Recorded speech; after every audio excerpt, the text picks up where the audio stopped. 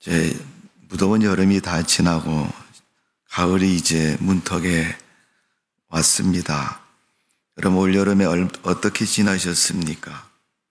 그럼 뭐라고 대답해요? 잘 지냈습니다. 이렇게 대답하셔야지. 죽지 못해 살았습니다. 그건 아니고, 예. 여러분 죽는 것도 자기 마음대로 되는 거 아닙니다. 예. 하나님의 은혜가 있기에 잘 지냈습니다. 여러분의 삶에 하나님이 늘 그런 신분이고 그렇게 지나온 줄로 믿습니다. 저희가 이제 다 지나고 시원한 가을 계절이 찾아오는데 우리가 돌이켜보면 무더운 여름에 사람들이 많이 이동하고 또 휴가의 비선 이런 것들 통해서 많은 휴식의 시간을 갖습니다. 극한 더위를 피하고 또 일에 쉼을 얻기도 하고 새로운 능률을 찾기도 하고 길을 모색하기도 하고 또 새로운 삶의 전환점을 갖기 위해서 많은 시간들을 갖습니다. 그 중에 여러분 우리가 TV나 이런 매스컴을 통해서 보면 바닷가에서 판을 가지고 파도를 타는 분들이 서핑이라고 그러잖아요. 여러분. 큰 파도가 일어나면 그 파도를 타고 샥 가는 걸 보면 멋있죠? 네, 한번 해보십시오. 파도를 타는 사람하고 파도에 빠지는 사람. 제가 그냥 제목을 그렇게 붙였습니다. 오늘 마태복음 14장의 말씀을 가지고 우리는 파도를 타는 사람인가 파도에 빠지는 사람인가. 은유적인 비유의 제목이지만 여러분 오늘 마태복음 14장에 있는 예수님과 제자들과의 벌어진 갈릴리 바다에서의 이야기 속에 우리에게 하나님이 주시는 믿음과 말씀에 어떤 의미가 담겨져 있습니다. 오늘 여러분 삶 속에서 예수님이 교훈하신 그 믿음의 교훈을 따라서 살아가는 성도 되시기를 바랍니다. 파도는 풍랑에 따라서 일어났고 파도는 언제든지 일어날 수 있습니다. 여러분 바다의 파도가 여러분에게 와서 만미경 권사 내가 오늘부터 파도 칠 거야 그러고 파도 친 적 한 번도 없습니다. 제가 목사지만 이가훈 목사 내가 몇 시부터 몇 시까지 동해안에 파도 칠 거야? 저는 그런 말 한 번도 들어본 적이 없습니다. 그러나 파도는 바다에 가면 항상 파도가 치는 겁니다. 여러분 인생을 살면서 여러분 인생에 파도같이 어려운 문제들이 우리를 찾아올 때 오늘 여러분 본문에 있는 이 파도는 갈릴리 바다를 항해하는 제자들에게 위험한 문제였고 해결해야 할 문제입니다. 그런데 그 문제가 그들이 원해서 찾아온 것도 아니고 언제쯤 올 것이라고 예고한 적도 없습니다. 여러분이 지리적으로 들은 이야기 정리해 보면 갈릴리 바다는 여러분 사방이 산으로 둘러싸여 있고 또 그릇에 물을 담아놓은 것처럼 큰 호수입니다. 그러나 그 호수가 크기 때문에 바다라고 표현되어 있고 연약한 우리 사람들에게는 바다처럼 넓은 그러한 호수입니다. 그런 그곳에 갑자기 바람이 불면 맞바람이 되기도 하고 돌림 바람이 되기도 하고 또 상황과 때에 따라서는 바람이 2배, 3배로 세지기도 합니다. 오늘 갈릴리 바다의 이 파도는 세상을 사는 우리 사람들에게 분명고 편안한 그러한 요소는 아니다 하는 것을 가르쳐주고 있습니다. 여러분 인생의 어려움은 내가 원한다고 어려움이 그때 찾아오는 것도 아니고 그 어려움이 어떤 모습으로 얼마나 우리에게 찾아올지를 우리는 알 수 없습니다. 그럼에도 오늘 갈릴리 바다는 인생을 살아가는 우리 인생에는 그런 어려운 문제들이 수시로 또 알 수 없는 그때 찾아오는 것을 볼 수가 있습니다. 그러니까 여러분 파도는 항상 있는 것입니다.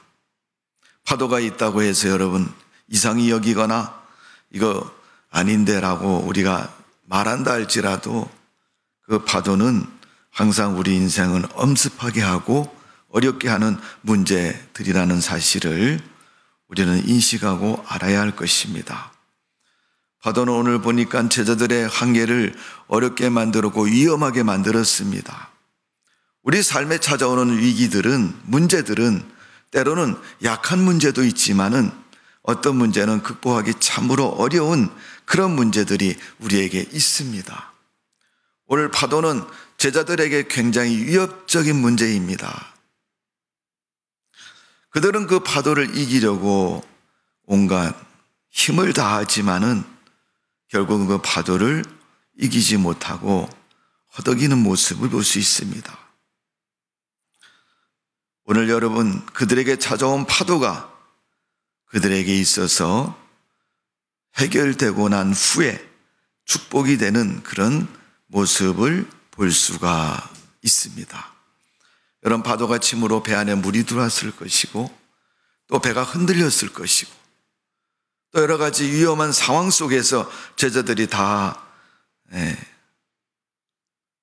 뭔가가 위험을 극복하려고 그들은 다 평소에는 마음이 다 각자 있었을지 모르지만 어쩌면 이 순간만큼은 그 파도를 이기는 것이 급선무이기 때문에 그들은 무언에 하나가 되어 있는지도 모릅니다.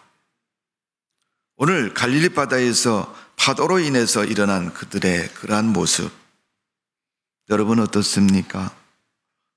위기가 찾아오면 위기를 극복하려고 합니까? 여러분의 상황을 포기합니까? 포기하는 사람은 별로 없을 겁니다. 위기를 극복하려고 할 것입니다. 오늘 이 파도를 극복하려는 그 제자들의 모습 속에서 오늘 본문에 보면 예수님이 걸어오셔서 그들의 파도를 해결해 주신 것을 볼 수가 있습니다.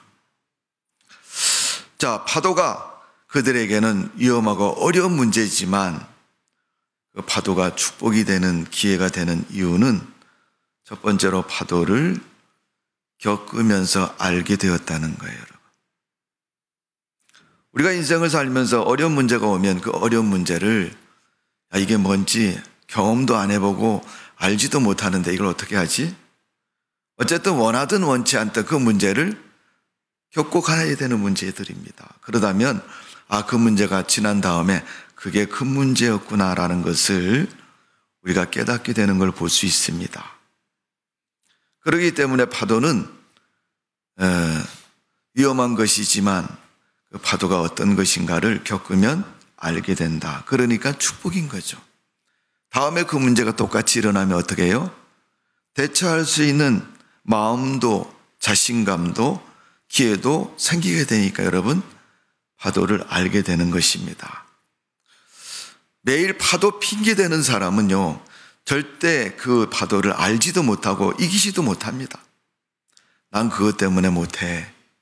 난 그것 때문에 안 할 거야. 나는 그런 문제 때문에 네가 한번 나를 쳐다봐라. 내가 할 수 있겠느냐. 그렇다면 여러분 그 문제는 영원히 우리가 넘지 못하는 문제일 것입니다. 그러면 결과는 파도에 빠지는 수밖에 없는 것이고 거기서 목숨을 잃을 수밖에 없는 것입니다.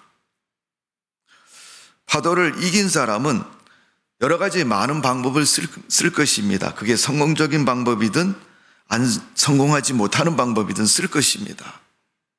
그러나 그 방법 속에서 한 가지라도 그 파도를 이기는 방법을 배우면 이기는 방법을 배우는 것입니다. 다음에 그 문제가 똑같이 찾아오면 이겼던 그 방법을 제일 첫 번째로 사용할 것입니다. 여러분 인생을 살면서 누가 살아보고 사는 인생이 어디 있습니까? 한번 살고 끝나는 것이 사람의 인생 아닙니까? 그렇다면 언제 어떤 문제가 우리 인생에 찾아올지 모릅니다. 그런데 중요한 거는 예수님께서 파도를 이긴 제자들에게 당신이 친히 오셔서 이기면서 보여주신 그 방법이 선하고 정당한 방법으로 그 파도를 이겨라. 우리는 인생을 살다 문제가 찾아오면 문제만 극복하려고 수단과 방법을 가리지 않습니다. 그러나 예수님은 네가 그 문제를 이기려면 선하고 정당한 방법으로 이기라는 것입니다. 악한 방법으로 이기지 말고, 그릇된 방법으로 이기지 말고 바르고 온전한 방법으로 그 파도를 이기라는 것입니다. 마지막으로 우리가 파도 속에서 하나님의 도우심의 은혜를 알게 된다는 것입니다. 여러분, 믿음은 제일 좋은 믿음이 뭐예요? 감사하는 믿음이다. 이렇게 말하잖아요. 감사하다는 것은 누군가에 의해서 내가 은혜를 얻었다는 거예요. 도움을 받았다는 것입니다. 누군가에 의해서 내가 그 문제를 극복할 수 있도록 힘을 얻었다는 것입니다. 오늘 예수님이 제자들에게 찾아오셔서 이 파도를 해결해 주심으로 제자들은 예수님의 능력을 입었고 예수님이 진정한 하나님의 아들이심을 발견하고 고백하는 것을 볼 수가 있습니다. 자, 오늘 예수님께서 무리를 걸어오셨고 그 예수님께서 오신 것을 보며 제자들이 33절에 이렇게 고백을 합니다. 배에 있는 사람들이 예수께 절하며 이르되 진실로 하나님의 아들이로소이다 하더라. 예수님이 하나님의 아들이에요? 아니에요? 아들이죠. 요한복음 3장 16절에는 독생자라고 말하고 있잖아요. 요한복음 1장 14절에 말씀이 육신이 되 우리 가운데 거하시는 하나님의 독생하신 그리스도를 증거하고 있습니다. 그 예수님이 하나님의 진정한 아들이다. 오늘도 여러분 교회를 다니고 하나님 믿으면서 하나님이 어떤 분이, 예수님이 어떤 분이에요? 하나님의 아들이시다. 오늘 위기를 극복한 제자들이 예수님에 대해서 진정으로 하나님의 아들이시다. 이건 여러분 부모와 자식 간의 상하관계의 그런 의미가 아닙니다. 예수님이 하나님이심을 고백하고 있는 거예요. 예수님을 따라다녔고 예수님의 놀라운 은혜를 경험하면서도 그분이 하나님이시라는 고백을 하지 않습니다. 유대인들은, 바리새인들은, 또 종교적인 지도자들은 예수님을 인간적인 예수로만 규정을 하고 의지하고 있습니다. 그러므로 하나님이라고 말하지 않습니다. 오늘 제자들은 그 능력, 파도를 잠잠케 하신 예수님의 그 능력을 보면서 이는 하나님만이 할 수 있는 일이고 그걸 예수님이 하셨다는 것에 대해서 이는 분명코 하나님이시다라는 것을 고백하는 것을 볼 수 있습니다. 그들이 지금까지 인정하지 않고 또 말하지 않았던 바른 신앙의 고백이 그 위기를, 파도를 겪고 나서부터 그들의 입술을 통해서 고백되어졌다는 사실입니다. 여러분, 우리가 교회를 다니고 하나님을 믿으면서 하나님 나의 주님이시고 전능하신 하나님이고 나의 구원자시고 예수님은 십자가에 죽으셨지만 나를 위해서, 죄를 위해서 죽으셨다라고 하나님의 거룩한 그 일을 얼마나 고백하고 내가 그 은혜 때문에 산다. 내가 돈 때문에 사는 게 아니고 내가 세상을 살아가야 되니까 사는 게 아니고 내가 그 하나님의 은혜 때문에 산다고 우리는 얼마나 고백하고 있습니까? 내가 몇 번이나 하나님에 대해서, 예수님에 대해서 그런 고백을 하면서 세상을 살아가고 있습니까? 오늘 우리의 믿음이 그런 고백 속에 살아가는 성도의 믿음 되어지기를 주님의 이름으로 축원합니다. 우리는 그런 믿음의 고백이 있어요. 그렇게 믿어야지 그런 고백이 나오죠. 눈에 보이는 앞에서는 예, 맞습니다 그러고 뒤돌아서면 언제 그랬느냐. 그럼 여러분 백날 맞다고 얘기해도 여러분 그건 맞는 게 아니에요. 요즘 우리 젊은 세대들 어느 쪽에 보면 영혼 없는 대답이라는 말을 써요. 여러분, 신앙은 영혼 있는 대답이 되어야 됩니다. 구원은 영적인 구원이라고 말하지 않습니까? 믿음은 영적인 세계 아닙니까?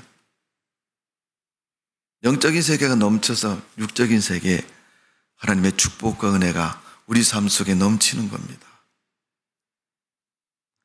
그런 하나님의 은혜를 우리가 잊고 세상을 살면서 여러분, 하나님을 향해서 우리가 진실한 고백이 없다면, 오늘 보면 33절을 보면 제자들이 사람들이 절을 하면서 이르되 진실로 거짓이 조금도 없이 1%도 없고 0.1%도 없이.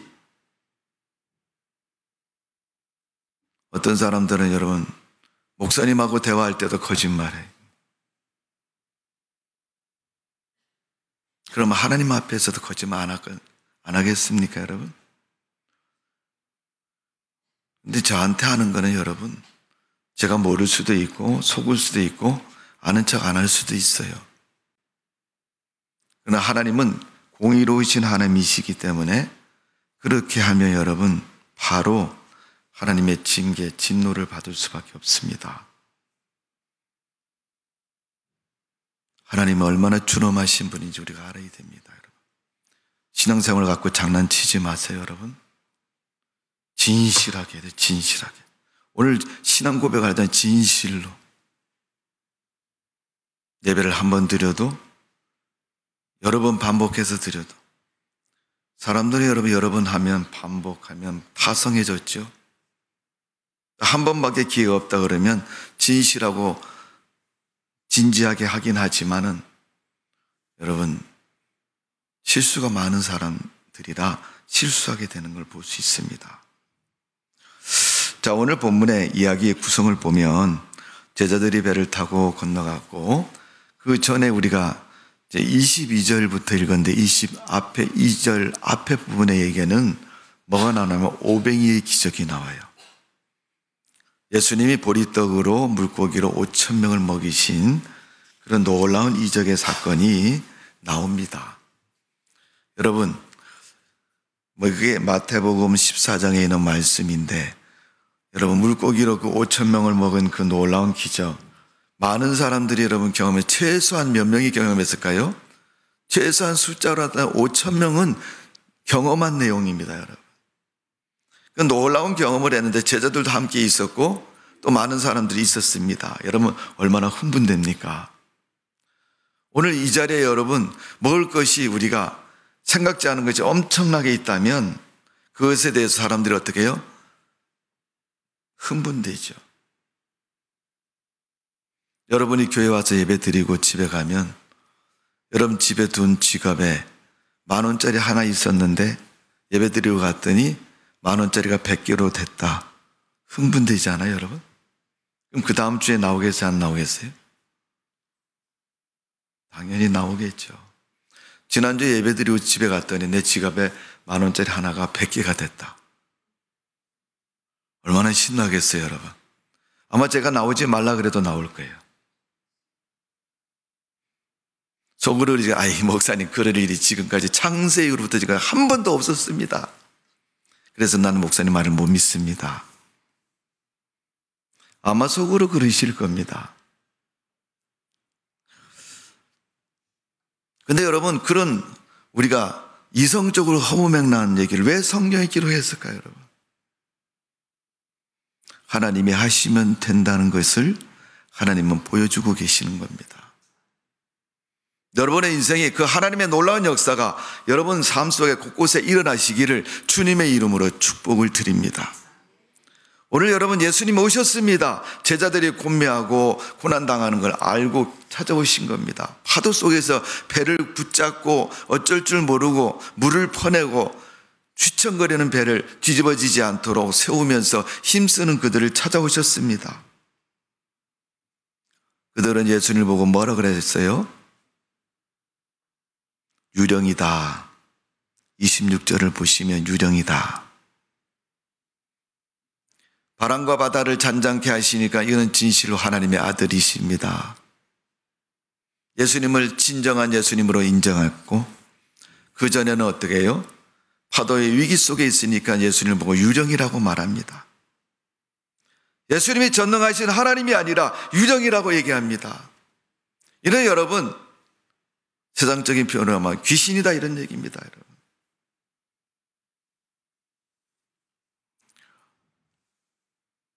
우리 인생 속에 여러분 하나님의 은혜의 역사만 넘치시기를 바랍니다. 은혜가 없으면 여러분 귀신의 역사가 일어나는 것입니다. 귀신이 판을 치는 것입니다. 겉으로 볼 땐 멀쩡한데 속에는 영적인 암흑세계가 돼가지고 사단이 그 영혼을 지배해가지고 그를 죄악으로 사망으로 끌고 다니는 거예요.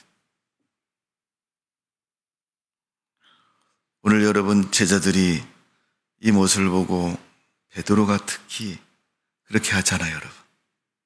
예수님, 걸어오시는 분을 보고 예수님 나도 오라고 하십시오. 그랬더니 예수님이 대답하시기를 와라. 그러니까 베드로가 걸어갑니다. 걸어가다가 파도를 보고 두려워해서 빠집니다. 자, 오늘 본문에 보면 바람을 보고 무서워서 빠졌다라고 30절의 베드로의 모습을 성경은 기록하고 있습니다. 근데 여러분 이 본문의 사건이 마가복음 6장에도 요한복음 6장에도 기록이 되어 있습니다. 여러분 한번 성경을 잘 읽어보세요. 다른 성경에도 여러분 이 부분이 기록되어 있는데 재미있는 것은 뭐냐면 마가복음 6장이나 요한복음 6장에도 기록된 사건이지만 오늘 마태복음에 있는 내용 중에 한 가지가 뭐냐면 오늘 마태복음 14장에는 베드로가 예수님이 오라 그러니까 무리를 걸어가다가 파도를 보고 무서워서 빠졌다 그랬어요. 예수님 나 좀 구원해 주세요. 그러니까 예수님 팔을 내밀어서 그를 건져 주셨습니다. 여러분 베드로는 예수님의 12제자 중에 수제자라고 말하지 않습니까? 근데 예수님의 말씀에 순종해서 그 무리를 걸어가는 이 베드로의 모습, 사람의 모습을 초월한 능력자의 모습이고 하나님의 능력이 그에게 나타났음을 보여주고 있습니다. 그런데 그게 끝까지 가서 별일이 없었으면 괜찮은데 중간에 하다가 실패가 된 거죠. 여러분 빠졌으니까. 끝까지 예수님께 걸어가든지 아니면 예수님하고 같이 손잡고 다시 배에 오르든지 끝까지 했으면 평범하기도 하지만은 그냥 별일 없습니다. 그런데 이 의심, 무서워하는 무서운 것 때문에 그가 그 바다에 빠진 것이죠. 이건 베드로 개인적인 모습을 볼 때 수치스러운 모습이죠. 여러분 성공을 못한 모습이잖아요. 그가 무서워하지 않았으면 물에 빠지지 않았을 거고 그건 뭘 말합니까? 곧 그의 믿음의 상태를 말하는 것이고 믿음의 모습을 성경에 기록한 것입니다. 그런데 여러분 이 베드로에 빠지는 장면은 마태복음 14장에만 기록되어 있습니다. 마가복음과 요한복음에는 기록되어 있지 않고 마태복음 14장에만 기록되어 있습니다. 그런데 이 마태복음을 기록한 사람은 예수님의 제자인 마태라고 얘기를 합니다. 같은 제자들끼리 이렇게 얘기하는 거는 좋은 얘기 별로 없잖아요, 여러분. 우리가 솔직히 교회를 다니면서도 천학이 되고 뒤에서 얘기하는 거 여러분 좋은 얘기 별로 없습니다. 좋은 얘기 앞에다 대고 아무개씨 어쩌고저쩌고 얘기하는 거는 여러분 좋은 얘기고 들을만한 얘기고 얘기해도 여러분 상대의 마음을 상하지 않고 거슬리지 않으니까 대놓고 얘기하는 거예요. 나쁜 소리, 그 욕하는 소리, 험담하는 소리, 비방하는 소리는 뒤에서 다 하는 거예요. 그 사람이 없을 때 하는 거예요. 사람들이 사는 세상을 보면 그렇지 않습니까? 그럼에도 성경은 이 베드로의 모습을 사실대로 표현하고 있습니다. 그 베드로의 신앙의 그 상태와 모습을 성경은 그대로 기록하고 있습니다. 우리가 어떻게 살아가야 되는가를 가르쳐주고 있는 거예요. 하나님 앞에서 우리가 어떻게 살아가야 되는가를 가르쳐주고 있는 거예요. 여러분 세상 사람들 앞에서는 좀 숨기고 감춘다 할지라도 적어도 하나님을 믿는 사람들은 하나님 앞에서만은 정직하고 솔직한 자세를 가지고 살아가는 것이 옳은 것이고 그런 모습이 마땅한 겁니다. 오늘 주님은 그 베드로의 모습, 단점인 모습이고 실패한 모습을 성경에 그대로 담고 있습니다. 지금까지 얼마나 많은 사람들이 이 베드로의 모습을 읽으면서 야, 예수님의 제자인데 별 볼 없구나. 그 사람이나 나나 뭐 비슷하네. 문제는 그런 말을 하면서 자기의 잘못을 덮는다는 게 문제인 거죠. 나보다 나쁜 놈이 더 많은데 세상에 내가 조금 지은 죄를 가지고 너네들은 왜 그렇게 하느냐. 사람들은 세상을 살아갈 때 그렇게 하면서 세상을 살아가는 거죠. 그러나 오늘 주님은 그런 마음, 그런 삶의 자세를 원치 않습니다. 네가 창피해서 말하지 못하면 하나님 앞에서라도 정말로 바로 서라.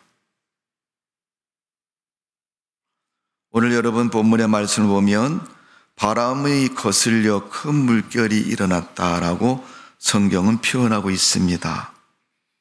여러분, 바람은 부는 것입니다. 그런데 그 부는 바람을 거슬리면 우리가 감당할 수 없는 큰 물결이 일어난다는 거예요.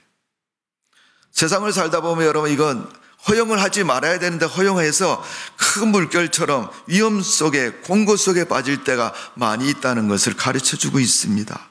그때에서 여러분, 우리가 그 부는 바람을 거슬리지 말라는 것은 아닙니다. 내가 거슬릴 수 있으면 거슬려야 되는 문제를 가지고 있다면 여러분, 우리가 바로 진리 가운데서 그렇게 할 수 있어야 되는 겁니다.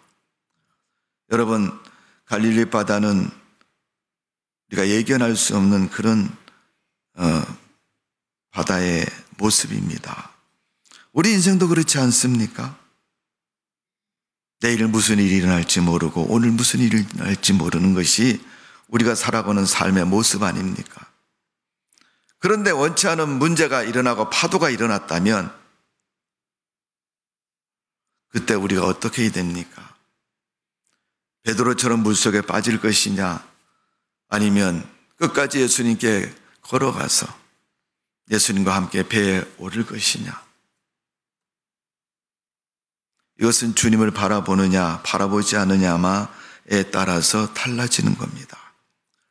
베드로가 물결을 바라보고 두려워했을 때는 물에 빠졌고, 예수님 바라보고 예수님 나 걸어오라고 해주세요 그랬을 때는 예수님의 능력에 의해서 걸어갈 수 있었습니다. 이게 어려움이 왔을 때 하나님이 우리의 문제를 막아주시면 걸어갈 수 있는 것이고, 우리가 문제만 생각하고 두려워하면 문제 속에 빠질 수밖에 없는 것입니다. 우리가 믿음을 가지면 그 믿음 가지고 세상의 어려움을 이길 수 있는 거지만, 우리가 믿음 생각지 않고 인간의 수단과 방법을 가지고 하면 그 수단과 방법이 통하는 그 순간까지만 우리가 그 문제 앞에서 대항할 수 있는 것이고, 나머지는 빠질 수밖에 없는 것입니다. 오늘 예수님이 제자들에게 하신 말씀이, 베드로를 건져주면서 하신 말씀이 31절에 이렇게 말합니다. 예수께서 즉시 손을 내밀어 그를 붙잡으시며 이르시되 믿음이 작은 자여 왜 의심하였느냐. 걸어오면서도 파도 보고 의심이 생기니까, 문제를 바라보고 의심이 생기니까 믿음이 사라진다는 거예요. 여러분, 믿음의 문제는 그런 문제죠. 돈 놓고 돈 주고 돈 받고 영수증 써주고 그런 게 믿음의 문제가 아니에요. 그러면 얼마나 좋겠어요. 11조 내면서 하나님 오늘 내 11조 냈습니다. 영수증 써주세요. 다 모아가지고 천국 갈 때 하나님 앞에 가서 나 다 냈습니다 이렇게 보여주면 되겠지만 그렇지는 않잖아요, 여러분. 어제는 믿음이 있는 것 같은데 오늘 믿음이 없는 것 같고, 조금 전엔 괜찮은 것 같은데 지금은 또 믿음이 없는 것 같고. 그를 향해서 예수님이 하신 말씀이 믿음이 작은 자여 그렇게 말씀하셨어요. 우리 예일교회 다니는 성도 여러분, 여러분은 다 믿음이 큰 자가 되시기를 주님의 이름으로 축원합니다.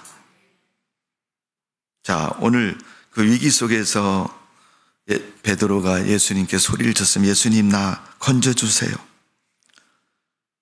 주님 말씀하십니다. 시편 50편 15절에 보면 환난 날에 나를 부르라. 내가 너를 건지리니 내가 나를 영화롭게 하리라.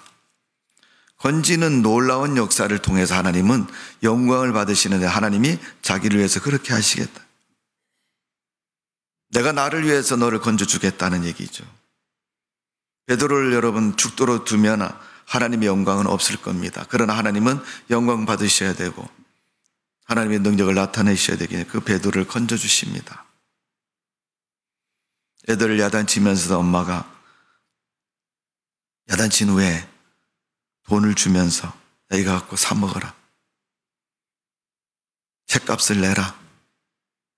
친구랑 뭐 해라. 그건 왜 그렇게 하는 거예요, 여러분? 부모니까 그렇게 하는 거예요. 우리를 구원하시고 책임지시는 하나님.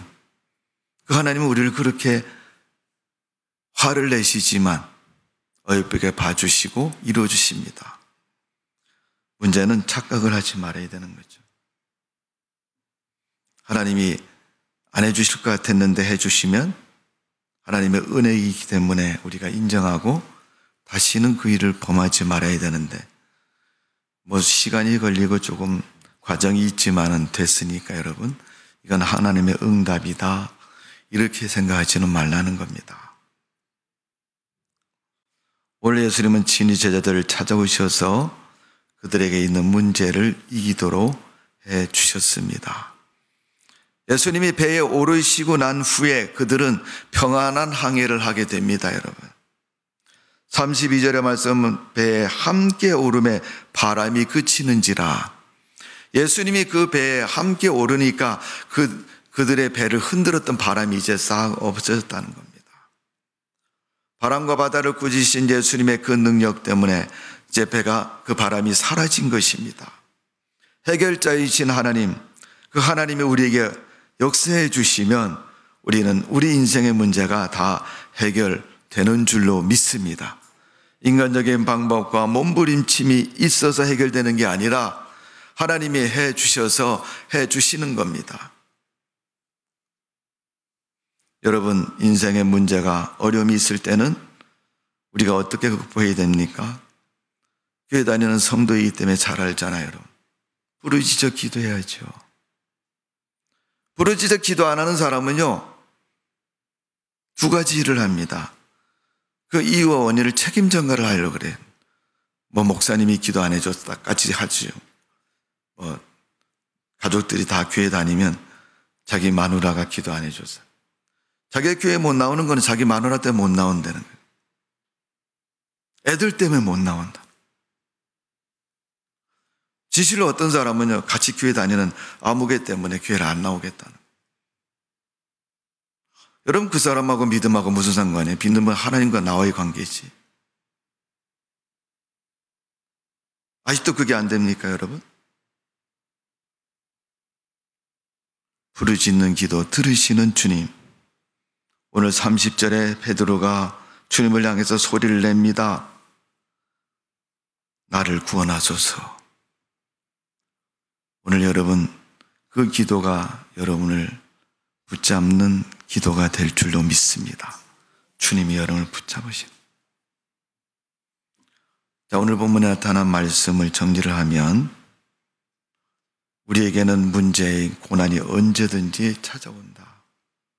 자, 24절에 보니까 고난이 찾아왔다, 고난을 당했다, 그렇게 표현하고 있습니다. 여러분, 고난이 찾아왔을 때 우리는 무엇을 해야 됩니까? 제일 첫 번째, 하나님의 말씀을 들어야 됩니다. 자, 오늘 보면 27절에 보니까 예수께서 즉시 이르시되 안심하라, 내니 두려워하지 말아라. 이미 거기서 예수님 말씀하셔야 두려워하지 말어. 그런데 베드로는 걸어가면서도 파도를 보고 두려워했다는 거예요. 그들의 문제가 두려움에 사로잡혀 있는 것을 아시는 예수님께서 두려워하지 말라고 말씀하는 거예요. 내니까 안심하지 말아라. 그들이 뭐라 그랬어요? 유령이라고 말했는데 유령이 아니라 나다, 예수라고 말씀하고 있는 거예요.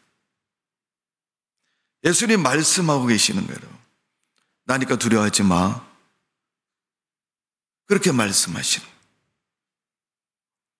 자, 29절에 보니까 이 모습을 보고 예수님께 베드로가 요청합니다. 28절에 보면 베드로가 대답하여 이르되 주여 만일 주님이시거든 나를 명하사 물 위로 오라 하소서 하니 예수님 뭐예요? 29절에 오라 하시니 베드로가 배에서 내려 물 위로 걸어서 예수께 가되 오라라고 얘기하니까 어떻게 해요? 가기 시작하는 거죠. 하나님의 말씀이 떨어지면, 하나님의 명령이 떨어지면 그 여러분 말씀대로 이루어지는 줄로 믿습니다. 세상도 말씀으로 만드신 하나님이 너 와라 그러니까 갈 수 있는 거고 가게 되는 겁니다.